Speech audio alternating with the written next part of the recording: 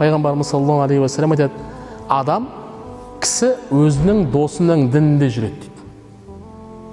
Сондықтан сен әрқайсысың кімді дос етіп жүргендігіне қарасын дейді.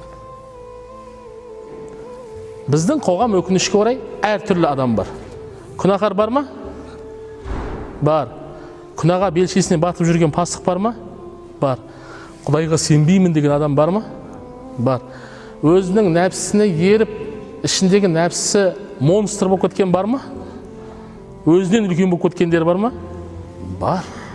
Өзінің нәпсісін құдай етіп алғандар бар ма? Бар. Алла тағала Құран кәрімде, ей Мұхаммед, сен өзінің нәпсісін құдай етіп алғанды көрдің бе? Өз нәпсісін құдай етіп алғанды көрдің бе? Абдулла ибн Аббас айтады, нәпсі де құдайдан бөлек табынатын тәңір дейді. Бар ма ондайлар? Бар. Мұсылман кісі әрдайым кіммен жолдас болғандығына, кіммен бірге жүргендігіне үлкен мән беруі керек.